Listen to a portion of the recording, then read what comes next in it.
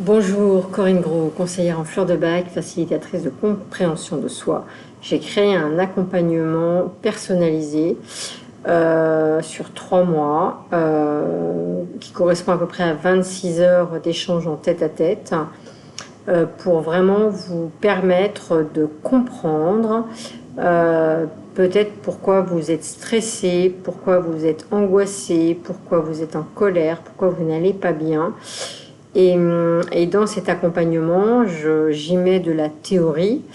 Et donc il y a une partie théorie où je vais vous parler d'émotions, de fonctionnement du cerveau limbique, des mots du corps. Enfin voilà, il y a tout un tas de choses qui m'ont permis de comprendre mon mécanisme en tout cas, comment l'être humain fonctionne de manière globale, générale.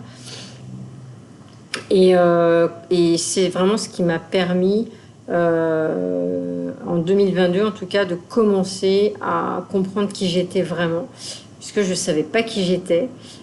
Comme beaucoup de personnes, on a toujours été élevés, on a fait un petit peu comme on nous a dit de faire.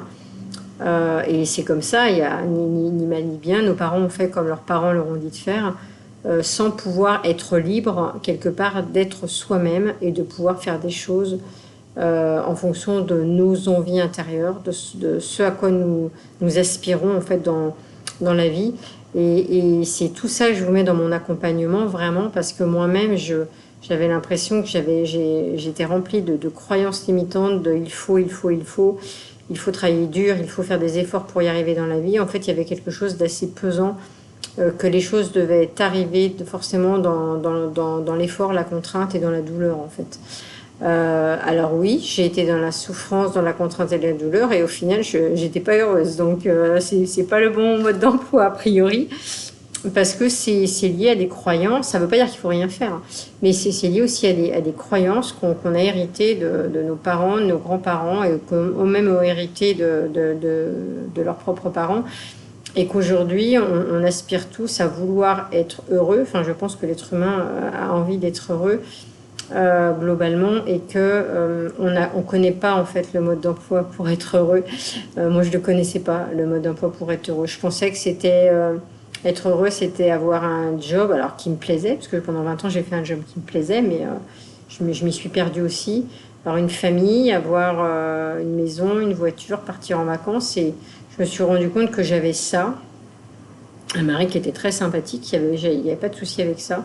Au final, que tout allait bien. À la limite, tous les voyants étaient ouverts, hein, on pourrait dire ça comme ça. Sauf qu'à un moment donné, je me suis rendu compte que je me connaissais pas en fait. Et surtout, euh, ma vie était remplie de plein de choses. Et surtout, le fait qu'elle soit bien remplie, ça évitait d'être dans des vides, de pas qu'il y ait d'espace pour qu'il y ait autre chose. Et en fait, ça, c'est une forme de fuite intérieure que j'avais. On comble bien tous les moments pour être sûr de ne pas se retrouver à rien faire, parce que quand il se passe plus rien, on est face à nous. Et quand on n'a pas été habitué à être face à nous, à pouvoir être nous-mêmes, eh ben en fait, on ne se connaît pas et ça nous fait peur. C'est vraiment ce que j'ai compris. Dans les moments de vide, il y en a eu plusieurs, et ça a vraiment été, voilà, ça a vraiment pas été simple.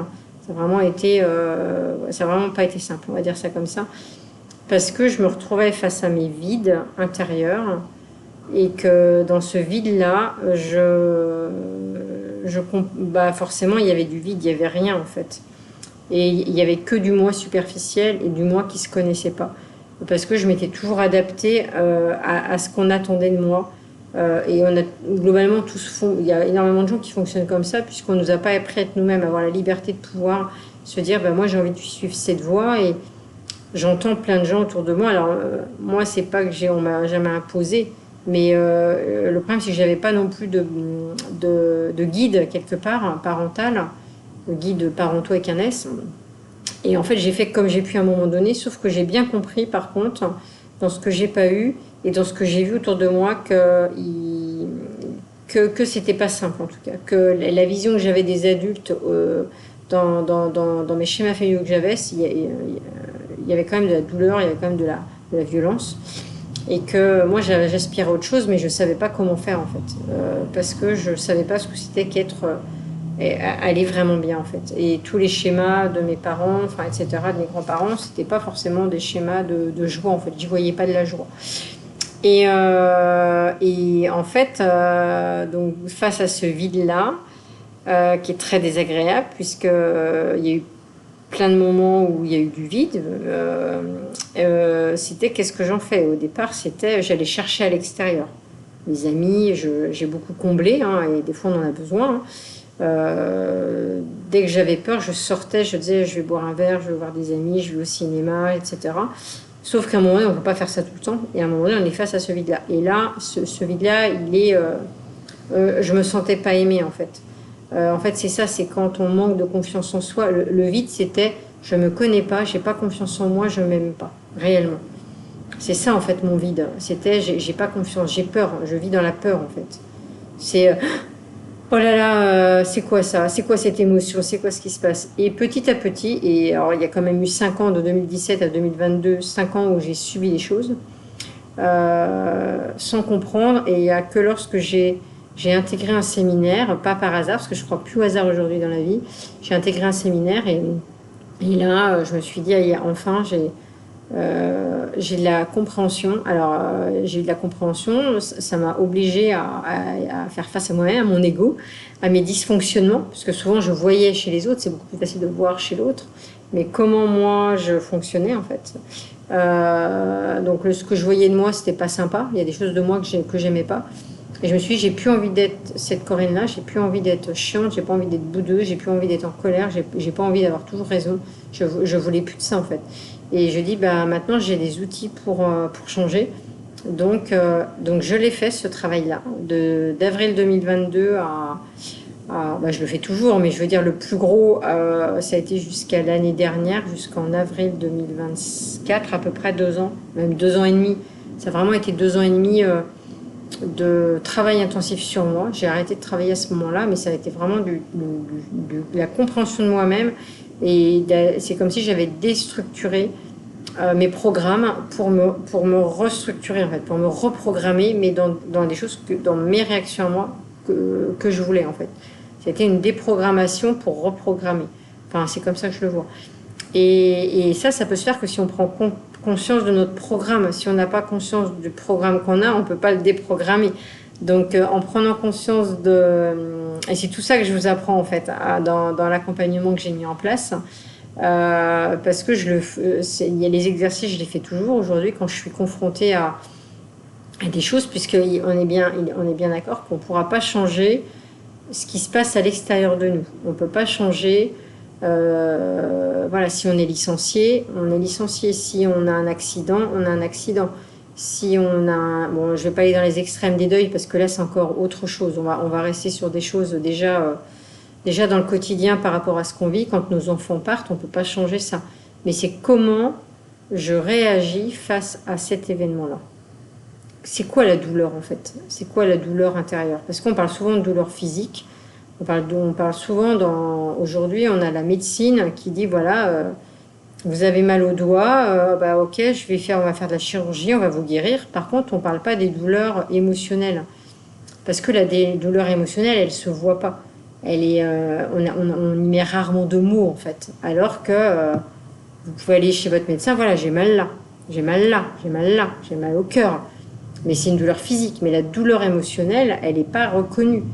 Et c'est ça que j'apprends à identifier. Moi, quand j'ai identifié c'est quoi ma douleur émotionnelle, c'est je suis triste. Ok, pourquoi je suis triste? Ma douleur émotionnelle, c'est je suis en colère. Pourquoi je suis en colère? Et c'est une douleur qui est légitime. Hein. Elle est autant légitime qu'une douleur physique. Souvent, moi, ce que j'entends, et pendant longtemps, je faisais pareil. Hein.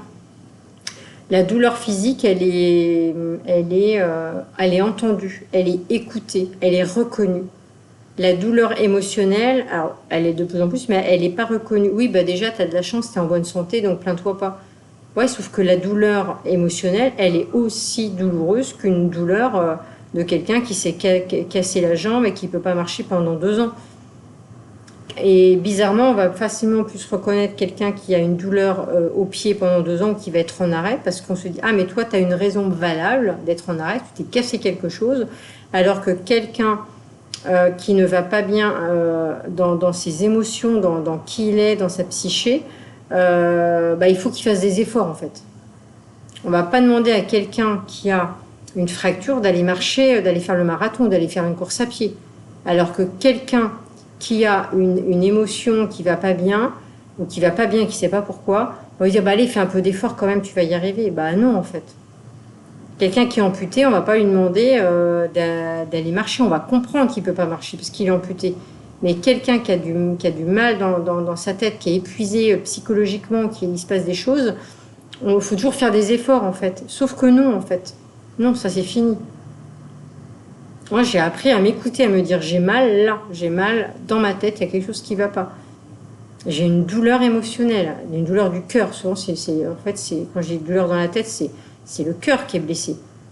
Et le cœur, il est blessé, il a été meurtri, il a été blessé par peut-être de la maltraitance, par des mots qu'on a entendus, par de l'humiliation, par de la honte, c'est le passé, mais c'est encore là.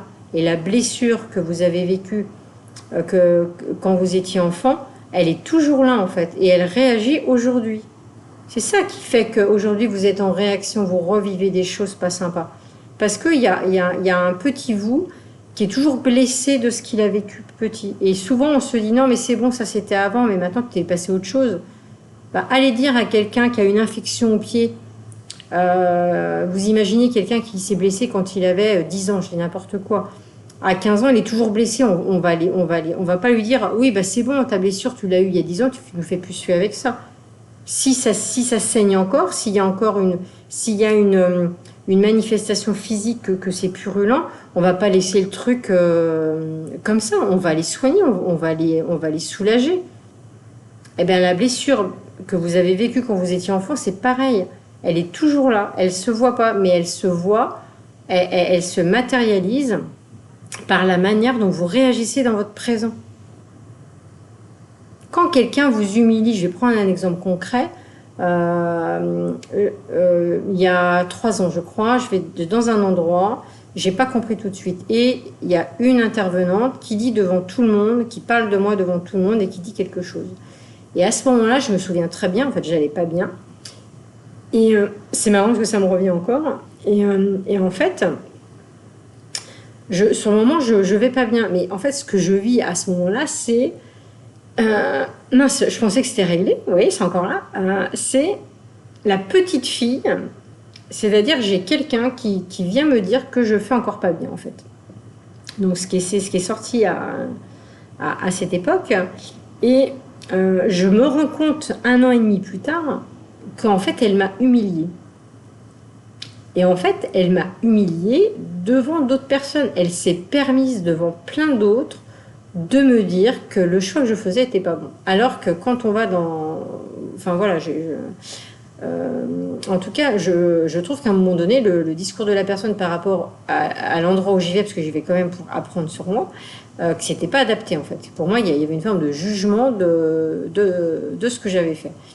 Et en fait, ça, quand je comprends, et je me suis dit, mais plus jamais, je n'autoriserai quelqu'un en public à m'humilier. Parce qu'à partir du moment où j'ai identifié que la personne, elle avait essayé, en tout cas, c'est mon ressenti à moi, je ne sais pas si c'est sa volonté, en tout cas, c'est mon ressenti à moi, quelque part de m'humilier, en fait. C'est comme ça que j'ai saisi. Je me suis dit, le fait d'avoir identifié ça, je me suis dit, ok, plus jamais je n'autoriserai une personne à m'humilier en public. Alors aujourd'hui, je suis en capacité de le faire, et si on n'est pas en capacité de le faire, on va se faire aider pour oser dire en fait, parce que quand on n'ose pas, c'est parce qu'il y a des freins, on a peur, voilà, il peut y avoir tout un tas de choses. Voilà, j'aime pas mettre des schémas, voilà. Mais en fait, parce que petit, vous avez dû être humilié, vous vous en souvenez pas forcément. Et en fait, c'est pas grave si vous en souvenez pas. Le principal, c'est de se dire au présent, aujourd'hui, je n'accepte plus ça. Et c'est ça que je vous apprends en fait. C'est que vous puissiez vous dire dans le présent, qu'est-ce qui se passe dans le présent et qu'est-ce qui se joue dans le présent. Pourquoi je me sens encore agressée, pourquoi je me sens dévalorisée, pourquoi je me sens perdue, enfin, quand ça vient de l'extérieur en fait. Et ça se change. Et vraiment, moi, je l'ai fait. Je suis ravie aujourd'hui de, de continuer à le faire, puisque je continue à cheminer sur moi, à apprendre de moi. Mais l'avantage aujourd'hui, c'est que plutôt que de me laisser emmener par l'émotion négative, je la transforme. Donc c'est ce que je vous permets voilà, en tout cas d'apprendre dans mon accompagnement personnalisé. Donc si vous voulez en savoir plus, vous pouvez aller sur mon site internet corinne-gros-fleurdebac.fr. Je vous le mets en description. Merci beaucoup à vous. Au revoir.